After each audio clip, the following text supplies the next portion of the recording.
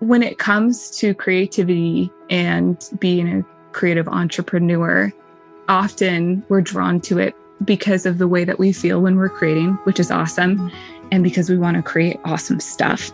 And we see all the awesome stuff that other people create, and we want that. And sometimes what happens immediately is that we want everything to be perfect because that's how we see other people's work, is we're so inspired by it and we want it to be just as good as somebody else or whatever else is going on. And I think what my work really is so much about is breathing life into something that often feels lifeless. For some of the most pivotal years of my life, tears were tucked back and hidden behind a masquerade of being tough. Being a warrior, someone who could hustle, work hard, and get things done. But it wasn't until I started to get more in tune with who I really am that things took off in my business. Welcome to I Might Cry, a podcast exploring how heart, mind, body, and spirit are all deeply woven into the way we do business. With guest interviews from experts in business strategy, therapy, emotional intelligence, the human body, and so much more. I'm your host, Elizabeth Marks of Almond Leaf Studios. I've been capturing luxury weddings around the globe for decades and now have the privilege of educating others on how to build and grow profitable business doing what they love. I'm on a journey of self-discovery, of becoming more of the uniquely beautiful, messy, and complex human that I was created to be, and I want to invite you to do the same. Join me on this adventure of uncovering the walls we've built that keep us stuck in patterns of limitation so that we can journey into living life with arms and hearts wide open. Let's venture into this together. Emma, thank you so much for being here. I am so excited to have you. I've been following you kind of off and on, like caught little glimpses of your journey over the years for a few years now.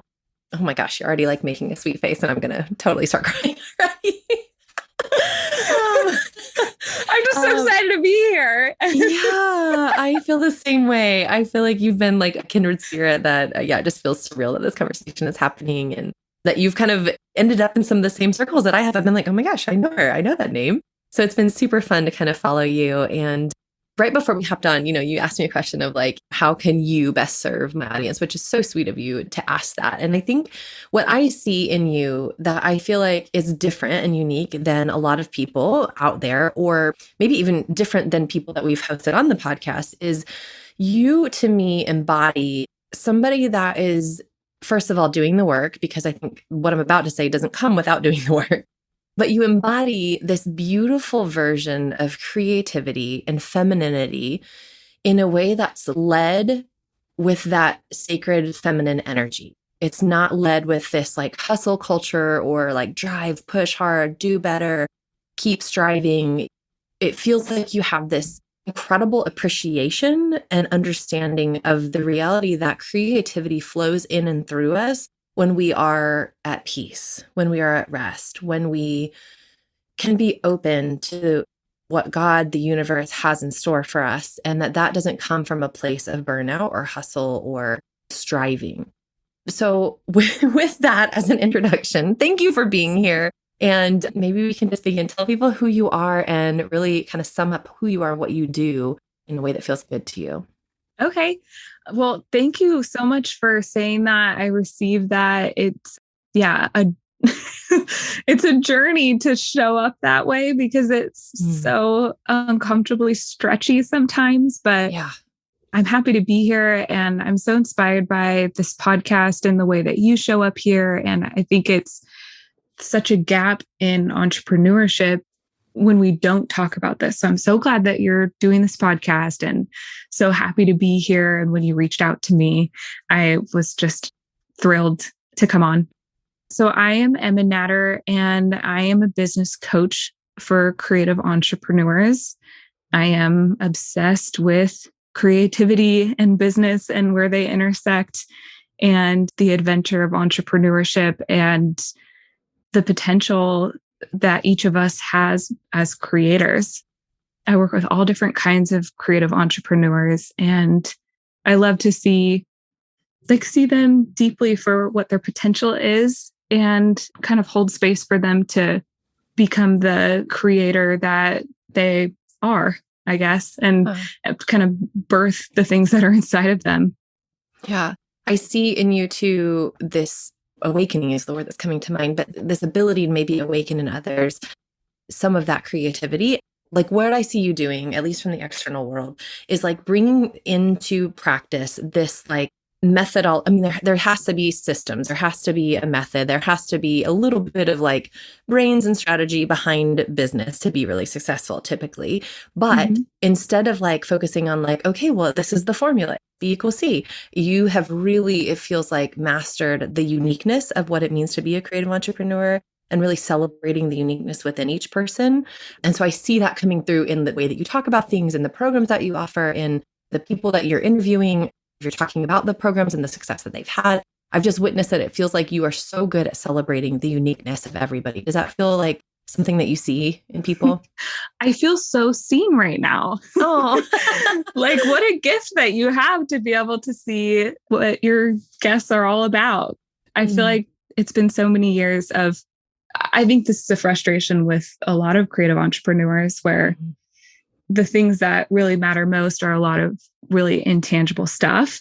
And so often when you try to articulate it to somebody who's helping you in your business, they're like, okay, so you sell a course. Okay, so you help people grow their business. And it's like, I guess so. Like, yeah, it is true. I do that.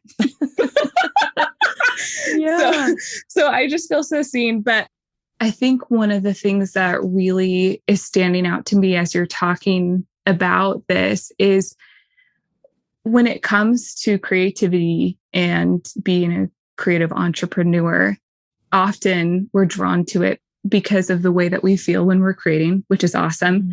And because we want to create awesome stuff. And we see all the awesome stuff that other people create and we want that. And sometimes what happens immediately is that we want everything to be perfect because that's how we see other people's work, is we're so inspired by it and we want it to be just as good as somebody else or whatever else is going on. And I think what my work really is so much about is breathing life into something that often feels lifeless. So often strategies and tactics for business are really awesome, but they can feel really lifeless really easily. But what I've been kind of learning over the last, well, for years now, but especially over the last several months is like, okay, but for something to be alive, it is imperfect because it is vulnerable. Because if something is alive, it is vulnerable. It can die. And so showing up imperfectly is something that allows our work to be alive, to be in process, that it's not something that has totally been completed or that we have the final draft. And even people who do final drafts, you hear writers. I had a friend who would do readings of her books and she'd constantly be changing up the dialogue even after it was published.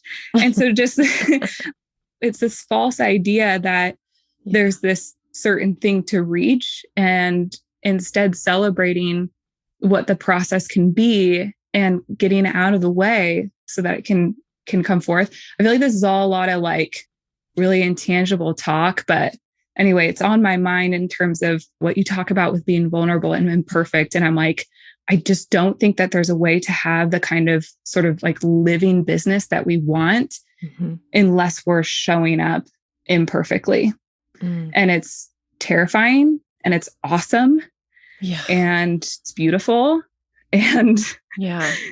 You just hit the nail on the head for me. I mean, literally like mantras that I've been like repeating to myself is like just learning to appreciate the journey and the path instead of looking towards the end of whatever it is, whether that's a new launch, a new course, if it's a mastermind, if it's a new friendship, a connection, if whatever it might be, or a new email newsletter or a new strategy with whatever, like whatever it is that I'm embarking on, I am that person too. And I think back to, I was actually an art major in college. And I think back to like painting, or bringing in, I used to do a lot of encaustic work or like mixed media things. And sometimes I feel like I would enter into a certain art project with a goal in mind. Like I kind of had this vision and I was like on the mission to create that thing, the thing that I was like seeing in my mind. And almost 100% of the time, it would not work out beautifully. It would never end up being an amazing piece. I usually just end up feeling really frustrated. The pieces of art that felt incredibly beautiful and sacred to me were always the pieces where maybe I did begin with an expectation in mind, but I pivoted and I pivoted. It evolved, it changed. I spilled my coffee on it, or I dropped some other paint on it, or like quote unquote mistakes were happening all throughout it, or failures, or whatever you want to name it, happened throughout it. And then I just would kind of look at it. I would grieve that and be like, man, that sucks. I did not want that paint right there. I really had another direction in mind for this thing, but okay, grieve that. Okay, and now let's move on. How can we work with this and continue the process? And those were the paintings, those were the creations that ended up being my favorite. I mean, they felt so inspired, they felt unique, they felt otherworldly sometimes, where I would look at it and be like, I made that? Like, what? Like, this is crazy. And then, that kind of validation came also for externally with art shows and stuff. It was always those pieces that people really were drawn to, or people had questions about, or, wow, this one's really speaking to my soul. And it's just interesting to me to think about that. Like, I think really there's an opportunity or an invitation for all of us in your words of how can we learn to be more present and being okay and being peaceful, being comfortable, being joyful, allowing things to be fun and pleasurable, even in the midst of the journey, even in the, oh no, there's spilled paint, even in, oh crap, I spilled my coffee, or whatever those moments, might be in our lives or in what we're working on in our businesses. Yes, I love that so much, and hearing about the painting mishaps and stuff and how easy it can be to be like, oh no, all is lost. Yeah. As if art is like a pass-fail experience, as if creation is pass-fail. And it's like, all you have to do is look to nature and see what happens when something unexpected comes. And it always ends up being something more beautiful. My mindset coach that I had, Stephanie Booth, I remember talking to her. She really helped me kind of find more joy in the process. She talked about how it's so important, the state that we create things in. So I have a friend, she's a really talented writer, but every time she's writing, she is worried the whole time and feeling like, oh, this is going to turn out, I don't know, nobody's going to like this. I don't really want to show this to anybody. And then she makes something and everybody else thinks it's wonderful. Everybody else loves it. But when she sees it, she only sees the mistakes. And I used to think that was just because that she must have more to learn in terms of her skill level or whatever. But I don't believe that anymore. I've noticed in my own work that when there's something that I created from a lot of tension and I'm really worried, or there's like some self-hate going on, that's all I feel whenever I look at it. One of the things Stephanie told me too was when I told her some creative project I wanted to do, she was like, if you love yourself, this will just fall out. It'll just fall out if you love yourself.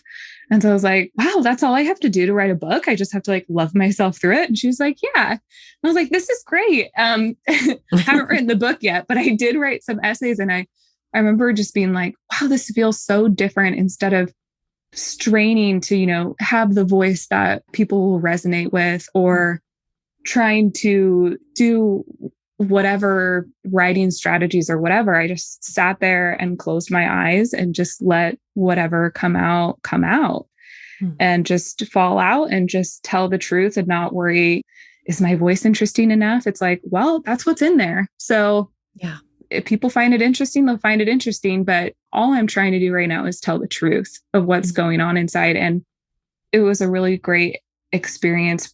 It turned into an essay.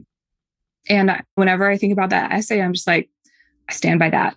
I stand by that essay. It was a good one. And maybe it wasn't like the most perfect essay that would be like award winning or something.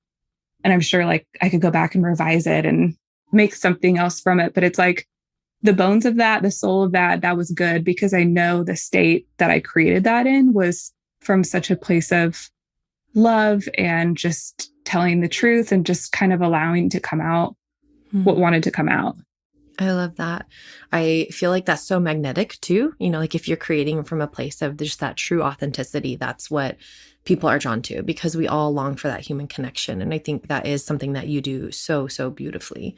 One question I would have for you is just the way that you're saying that you can kind of allow things to flow out of you. I feel like there's a lot of talk in the culture of, I was even listening to a training this morning that was talking about and kind of reminding me of trainings that I've done in the past about you can't create out of what you think that your people need. You've got to create what they need, what they're articulating to you. And so the point of the training was really like, you need to have the conversations, find out where they're at. So there's like some real like incredible gold in that conversation, I feel like, of like, how do you find out what your people, your audience are really wanting to be able to create for that? And I would say the same for somebody that's a photographer or a painter or whatever. Like, but what I think would be a really interesting conversation, I want to pose this question to you, is how do you approach that? Like, how does that resonate with you as somebody that is not just creating on your own, but also working with creatives, where that kind of like, I would call it even like divinely inspired work, when there's just something that's flowing to you. It comes out of, you feel connected, you feel there's self-love happening. You just feel like good and aligned and peaceful. And then these things just kind of flow out of you beautifully. You're not creating with that person in mind, like an audience member in mind in that moment. And so that's something that I kind of struggle with sometimes, where I'm like, I hear you, I see that, that's amazing with that training that I was listening to. Like, I do think there's validity in that. I do think there's wisdom in that. And also like, as a creative, like, sometimes you just need to like get out what's inside of you and create to create. What's your take on all of that? Where do those things marry together? Do they marry together, or do they just kind of exist separately? Oh my gosh, I love this question so much. And I've been having so many conversations about this. Perfect. And where I've kind of landed is, well, I don't want to pretend like I've landed in one place. I have like 80 different thoughts about it. Yeah. But I used to get really mad about this, because as soon as I start listening to what somebody else needs, just different things about how I've grown up, my own childhood trauma and stuff, is that I've often like abandoned my own needs to try to help somebody else. So it's a really dangerous place for me to be. And I think a lot of women. And so like, as soon as I start doing that, it's really easy for me to start questioning everything about what I'm putting out there, whether it's good enough. I have a certain funnel that I have literally rewritten 5 times, including like an entire webinar, a long form sales page. I've got one too. Yeah, like a 15 email sequence. Like this is like this big projects over and over and over and over and over again, because I'm trying to figure out, because I'm listening to what the sales experts are saying. They're like, you need to listen to people. And so then it's like, I wasn't listening to them then. So like, I need to do this. And like looking back, I'm like, the truth is that the funnel converted every time. No matter how many times I changed it, it was still converting. I was still speaking to the people.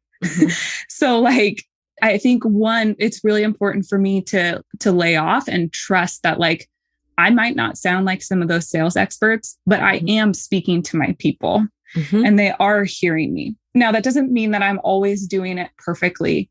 There's definitely plenty of times where I'm not hitting the nail on the head. And so I think allowing for imperfection is okay and necessary, because I think when you put something out there and you're inviting people to come and see it, you don't know what's going to happen yet.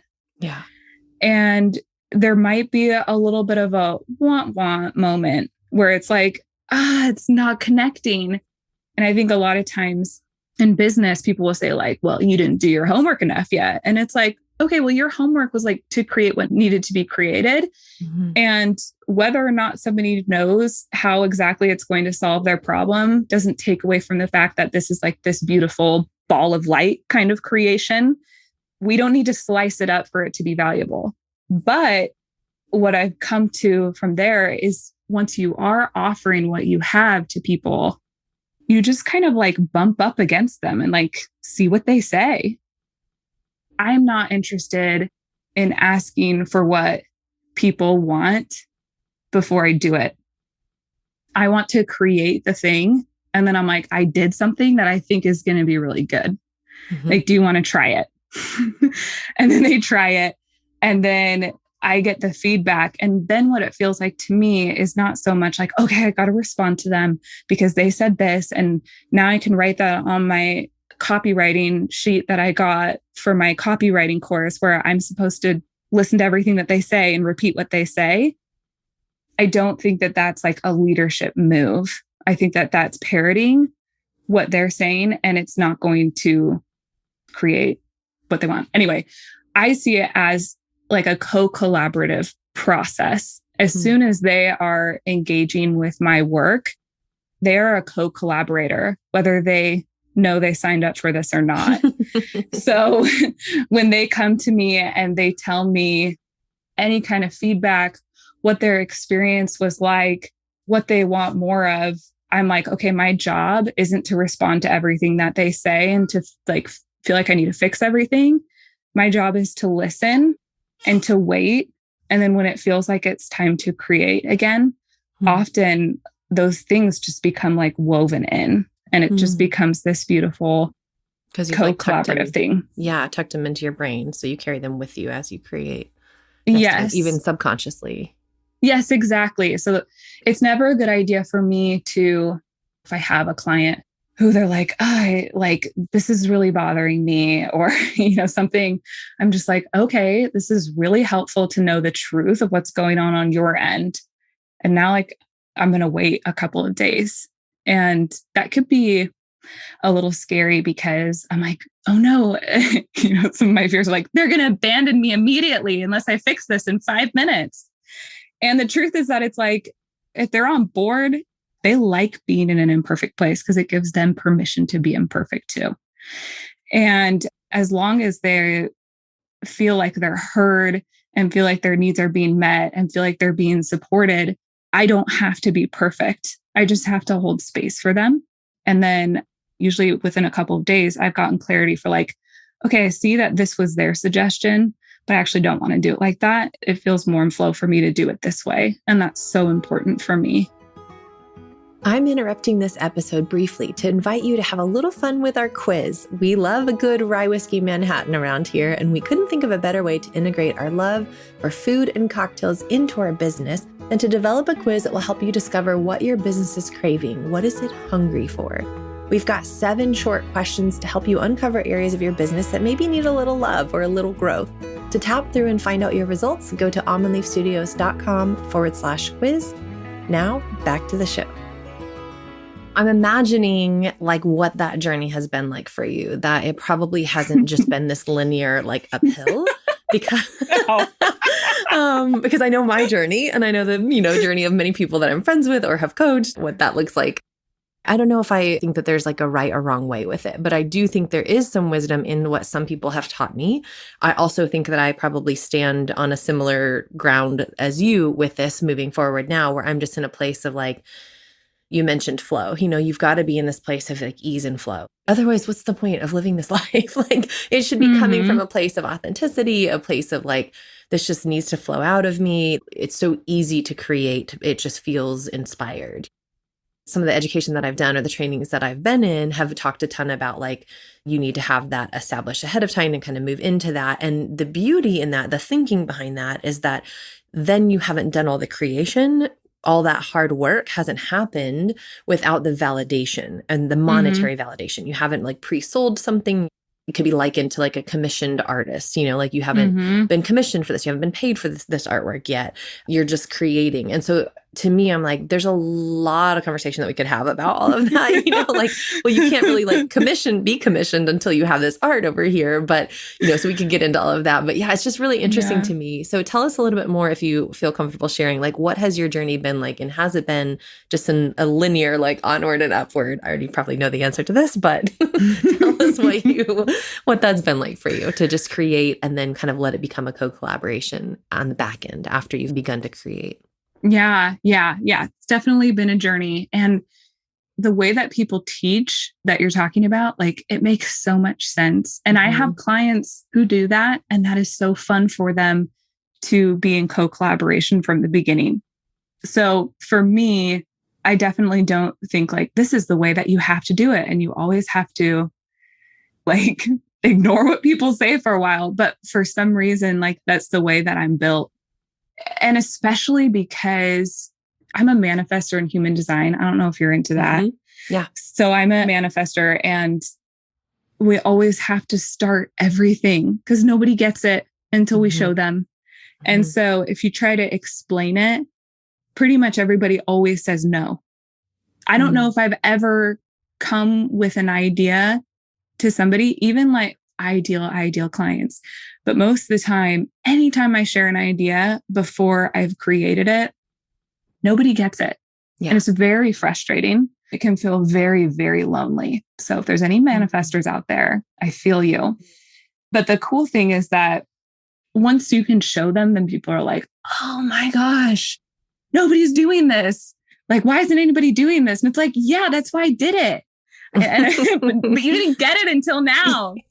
You had to see it to believe. Yeah.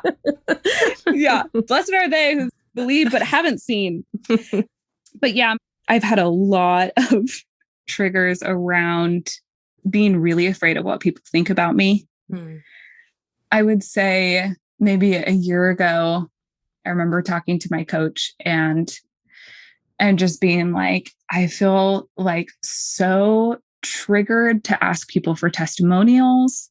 I'm 95% sure that they hate me and that they regret that they bought anything from me. And when I actually, like, I had an evergreen funnel up and I was like, when I see a sale come through, I don't think, yay, I just made $1,000. I think, oh my gosh, they're just like weeks away from hating me, which like, I didn't have like, you know, like people liked the program, you know, and like very few refunds asked for. So there's no data to support any of that. And yet I'm carrying that around with me all the time. This last year, I created a coaching community that was like a subscription basis. So it's been a big learning opportunity for me to show up knowing they can cancel when they want to, but also knowing if they haven't canceled, that means things are going okay. Yeah. And knowing like I'm showing up the best that I can. They're unhappy about anything. That's their job to come and talk to me about it. It's not my job to go emotionally caretake for everybody, which is just a big learning experience for me. But I think one of the best things is just like hearing the actual truth from people. One of my friends, she's a photographer, Sarah Weir, she told me that she gets on the phone to get feedback from her clients after she's finished working with them, coaching clients that she's had. And I'm like, that sounds terrifying. Like, why in the world would you do that? And she told me yourself. Exactly. And she was like, yeah, I asked them, would you do this again? Like, what was the best thing about it? What would make it better? And I was like, okay, that sounds terrifying. But then I hosted an in-person event. And after it was over, it was the first time I'd ever done anything like that. I knew that like things had not gone as well as I'd hoped, but I also knew not all was lost. It's just like, it wasn't a great event, you know, and like people were happy to be there and happy to see me and meet each other, but kind of a lackluster event. And I had done my best and I was just like, this is a rough draft. We'll see what happens. I charged them nothing because it was just like, come because you're part of the coaching program already. And I got on the phone with everybody. And I was so scared. And it was so much less scary to just hear the truth than to hear what I was afraid that they were thinking. And so even though it can be really scary to hear what the truth is, it's always like, yeah, that totally makes sense. Like, you're totally right. Like, I didn't do a very good job planning the food. And we were in the car for too long. And the Airbnb did kind of suck. And it's like, oh, that's it. You don't actually hate me, right? Because that's what I'm so afraid of, that it's like, they've now lost all trust in me and they hate me. And it's like, no, that didn't happen. So anyway, I think that I just have a lot of fear, and just hearing what the truth allows me to let go of that weight and to be like, this is actually a co-collaborative process. And because you're telling me this, next year it's going to be way better. It's going to be awesome. I didn't know what the potential of this was. Like, I was kind of like, I don't know, I guess we should do an event because we should meet in person. And I've always wanted to do that. And then hearing like what people thought it was going to be, it's like, oh, that would be way better. We should do that. You know? We should do your idea. Yeah, let's do that next time. So it's sort of like, as I'm building my programs, it's just sort of like people's experiences and feedback and thoughts are like, it's now woven into my programs. Mm-hmm. And I love how that feels, and like kind of giving permission for people to do that, and giving permission for myself to kind of like, my job is to instigate, and then I just kind of wait for people to respond, and then we do it again. Yeah. Oh, I love that. So I have a big question for you. Are you ready for this? Yes. Do you believe in failure? Oh, no. Go on. Tell us more. But it sucks in the middle, for sure. Like you've been saying, I do believe that we're divine beings. And so everything is just coming together for our own growth and creativity and potential. It can be really stretchy. That's how it feels. It's like, sometimes it's like, what is going on? Like, I feel like I've been crowning for like 6 months, like trying to like birth this creation of mine. You know what I mean? And it's just like, whew, we need to take care of this body. Yeah. It's been through a lot. Totally. Yeah. I was using that analogy the other day with somebody in a coaching session where I was like, it's like you've been in labor for like a while and you're like, okay, when is this baby coming out? Like, it needs to be done. Like, this needs to happen. It needs to be birthed. But that place in the middle, can get super, super uncomfortable. I love that you keep using stretchy. It's totally something that I'm going to take with me for after this conversation. Because to me, I think about like the invitation to expand a lot. We hear people talk about expanders in our lives, where to see, to believe what's possible. So when you see that it's possible for somebody else in a certain area, then you can begin to believe that it could be possible for you too. Yes. And so you're kind of expanded in that way. And so you have expanders that come in and out of your life in different ways.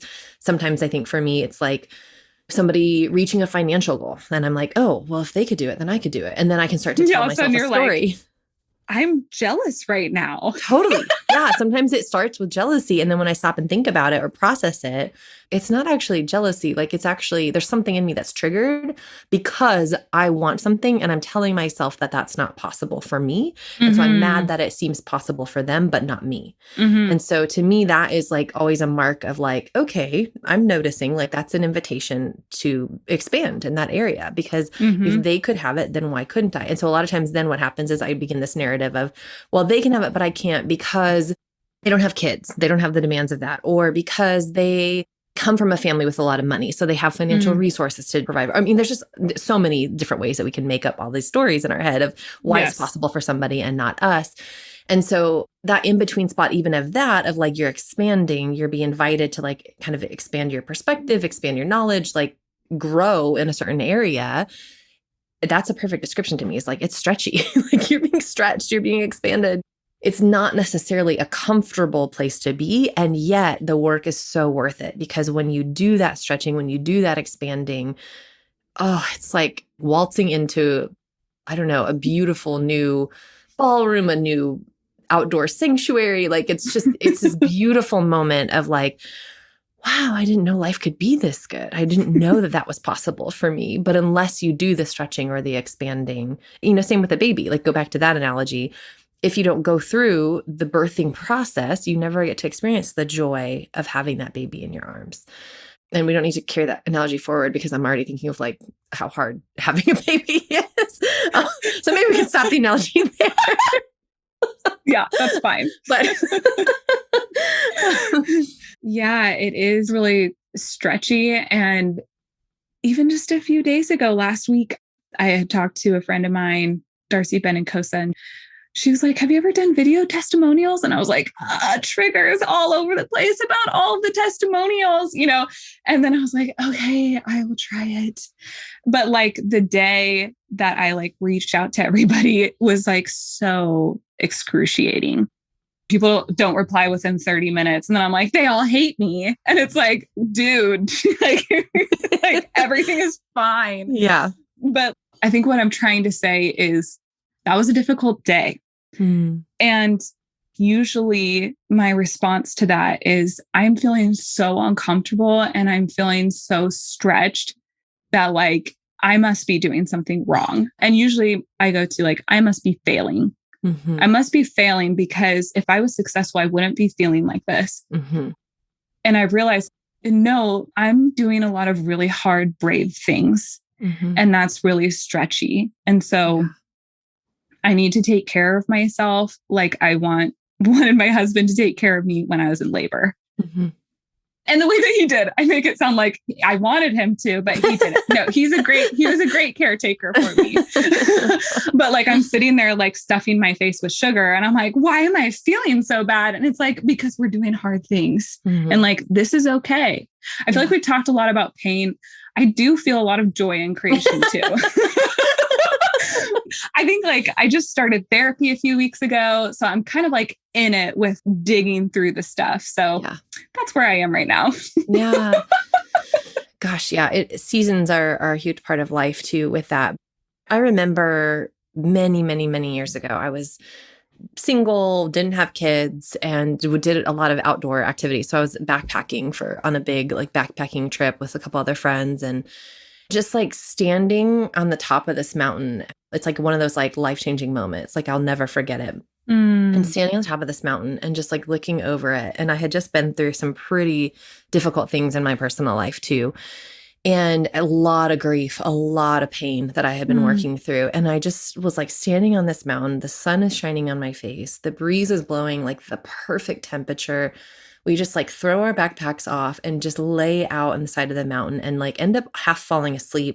It was just magical. It was this beautiful moment. And I remember kind of like soaking it all in and just feeling so good. You know, I don't even know what descriptors I want to use for it. Like it was just good. And looking out and just like noticing the other mountain peaks, you know, that were like way out in the distance and like, wow, I'm on one of those. Like, that's how high up I am. This is crazy. And then shifting my gaze from that peak down into the valley and down to the bottom. And you could see it all from where we were. You could just see the top all the way down to the bottom. There was like a little river in the bottom. And just realizing, wow, you can't appreciate the top unless you've also been down there. Unless you've done the work of going from here to there, you can't really appreciate it. And that one doesn't exist without the other. As low as the valley is as high as the mountain is too. Like you can't shorten the valley and still have just as high of a peak. Like it doesn't work like that. You know, like it's measured from the valley to the peak.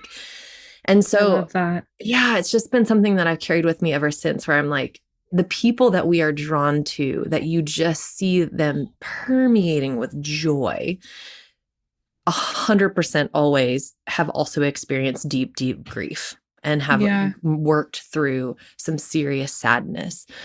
And I kind of hate that that's the truth. Like, I mean, I think our like human experience is like, let's just be fun and happy all the time. Like, but the reality is that you can't have one without the other. And so I don't know, I just want to say like friend to friend, like I hear you and I see you in that place as you're working through things, because there's more joy. I feel that like in my bones, like there's more joy to be had and there's more joy that's coming for you because you're diving in deep on that too. And also the nudge for me to get back to therapy on my own too. So noted. I'll be doing that. Like, yeah, it's great. No, that is so beautiful. It's like I can feel my mind being like, but no, maybe I can be an exception to that. And it's like, no, literally, this is how, I don't know the right science that this would be. This is how it works. This is science, right? This is math. We don't. You posted something recently. I'm pulling up your Instagram account here because I want to read it accurately.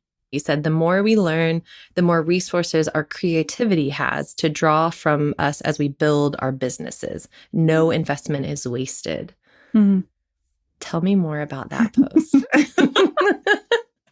How big is that for you? I had a lot of resentment for a long time. I'm sure you could see that. I didn't actually. No, I was like, oh, that's good. Yeah, it's a lot of things. Yeah, I'm really into human design lately. And for a manifester, anger is like the not self theme.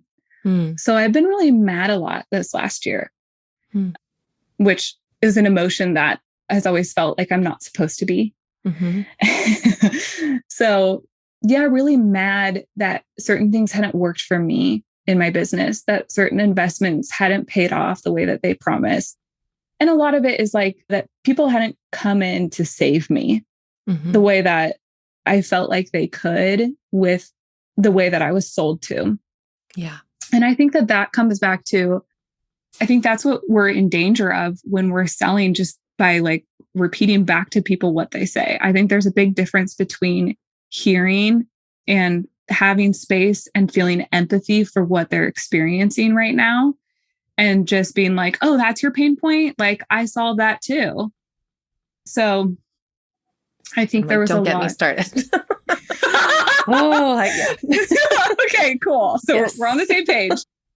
There were certain like core values that I was not aligned with. And it was just like, oh, well, I want this kind of success. And they're promising me that I can have that kind of success if I just buy this. So I'm just going to buy it. I had a mentor who was like, you know, I had this huge $90,000 launch the first time I put my program out. And I was like, what do I do with all this money? What do I do now? I want to do something with the money and make more money. And they were like, yeah, just invest in Facebook ads. And then it's like, I'm investing in Facebook ads. I don't know what I'm doing. I spent like $25,000 in Facebook ads in a year. And like, I did make money back, but it was like, everything just fell off. Didn't feel good. I was just shutting things down all the time, left and right. I'd hire somebody and then I wouldn't use their stuff. I was like, such an annoying client. I got on the phone. We're both in that program with Jenny. And like, I had thought about hiring her. And I was like, yeah, I've had this many ads managers and like none of them got it. And she was like, well, you know, it's kind of a red flag to me when you've had this many ads managers. And I was like, oh yeah, totally. Major red flag. Like, I'm a terrible client. I love that she just like straight up called it out. She's like, yeah, I don't know about this. Yeah, that I didn't see it. But it's also like, I didn't do the work. Like I talked about at the beginning, like I'd explain what I was all about. And their response would just be like, oh, so you're a business coach. And I'd be like, yeah, I guess so. Do what you need to do to make me the money. When it's like, that should have been a red flag to me, where it's like, oh, we're not the right fit if you don't get it. And that's fine. Anyway, lots of learning lessons. And that's something that I love about what Jenny says too, with spending money on Facebook ads, is like, you're buying data. So sometimes people will get really frustrated because you spend money and you might not get your return on investment right away, but you're getting data, you're learning a lot. And I also think, going back to the Instagram post after this long circle, is that I feel like there's been so many times where that's happened for me. I remember at the beginning of my business, I invested in B school, nothing happened. And I was really annoyed about it and really frustrated. But the truth was that there were so many breakthrough moments where I was like, oh my gosh, I now understand this area of business in a way that I never did before. But I just couldn't like unlock some of those doors to actually make it happen. So then when I hired my first coach, Darcy Ben and Kosa, she was explaining things to me and being like, here's what I think we need to do next. 90% of the work had already been done because I'd already done it in B school. And even though I hadn't seen the results yet, as soon as Darcy was helping me see, like, this is how this applies to you, or what do you think about this? I think you could apply this thing in this way. It's like, I was already ahead of the game. I just like didn't know how to open that door. Yeah. And so people are like, how did you get such quick results with Darcy? Because it's like, all of a sudden, like, it was just within a few months and like things blew up for me. And it's like, well, yeah, it's because I spent a year before that, like nothing happened, but I was understanding everything. And I was really loving learning about everything. I just couldn't figure out how to apply it. And I feel like that happens so often, where I learn all kinds of things and then it sometimes takes some time for something to click. And like, that's okay. Yeah. The analogy that just came to me was like building a house. You know, like that year was like building the foundation, maybe even building the walls, building the structure. And then when you have that coaching experience, it's like, oh, now we're like installing the fixtures and painting and making it pretty. And all of a sudden there's a roof on it and it's a house, like it's a legitimate house. Yeah. But people didn't see or appreciate or weren't around to witness the whole infrastructure being built, like all that groundwork, all of the excavating of the space, the building, the foundation, like all of that's happening. Absolutely. Yeah. We've gotten to points in certain areas of our business where we've had real hard conversations of like, should we just give this all up? Like, should we just Yes. go back to, just keep serving the clients that we love with weddings that we do? That's working. We love it. But should we just give up this other thing or this other area or this other course or this other funnel? Or I think what's interesting to me is that when I really truly ask myself those questions, the thing that I have to come back to is like, no, like I love this. It lights me up. And so I just want to say too, and just kind of piggyback on what you're saying to anybody that's listening that maybe feels in that kind of in-between moment where you just want to throw in the towel. You just want to be done. The foundation has maybe been being built for a while. You feel tons of frustration. You feel like there's a missing puzzle piece or a door that couldn't be opened or whatever is feeling true to you. Hang in there. If it feels aligned to you, like if you feel like this is really a path you're meant to pursue, it's not always just a quick win. That when you see that quick win, a lot of times there is a lot of groundwork that's happened prior to that. Would you agree with that? Absolutely. Maybe just quit for like a couple of days. Like you probably are just like burnt out and need to rest. Just like rest. Yeah.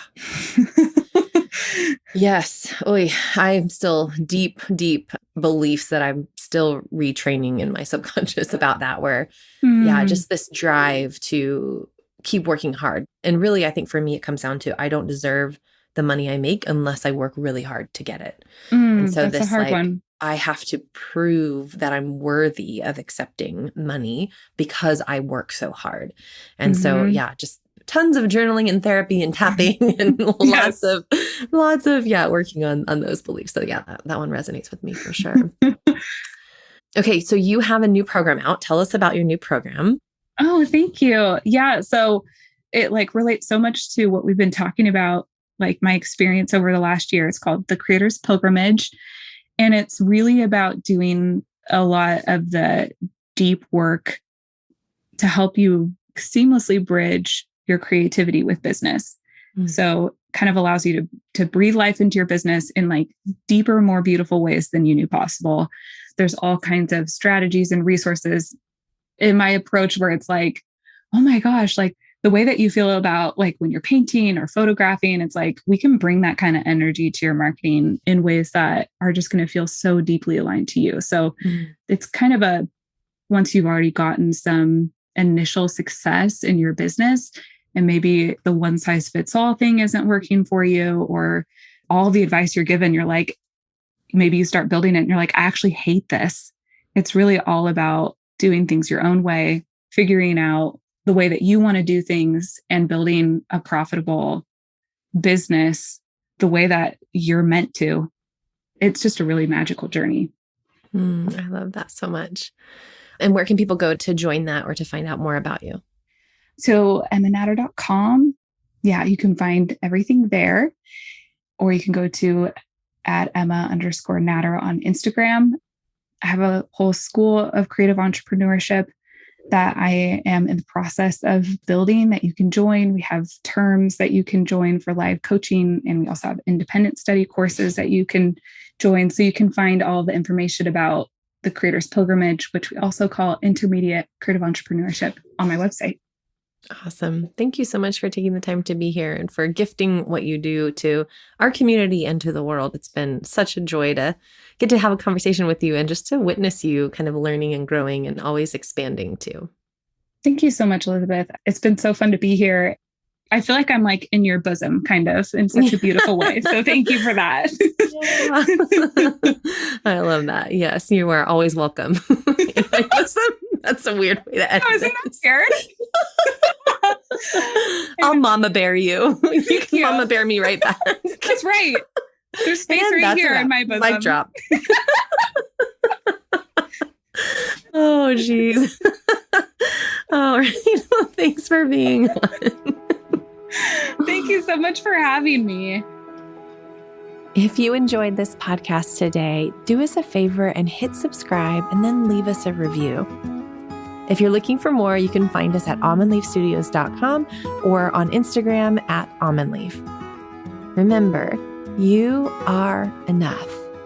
You are love, you are light, and you are worthy simply because you exist.